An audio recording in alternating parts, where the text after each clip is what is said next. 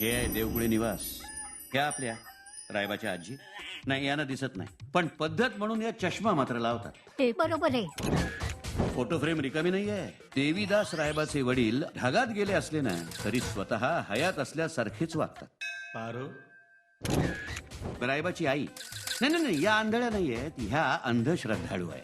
सकाळी नवऱ्याचं तोंड पाहूनच दिवसाची सुरुवात करतात. आशीर्वाद द्या.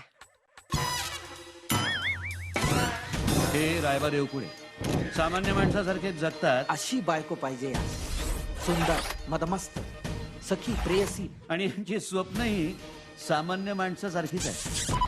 नालायक कारक्या, लग्नाची स्वप्न बघतो. मग आता काय करू?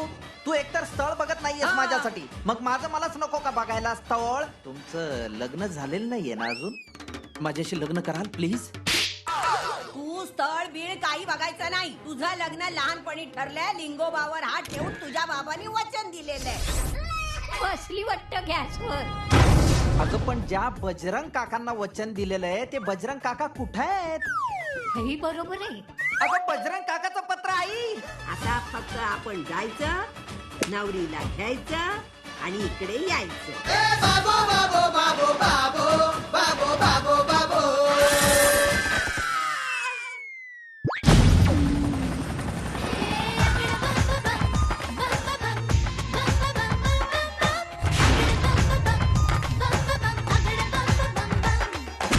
मी आणि ती फिरायला गेलो तर म्हणतील पहा पहा, दुष्काळाचं कारण आणि परिणाम एकत्रच चाललेत फिरायला.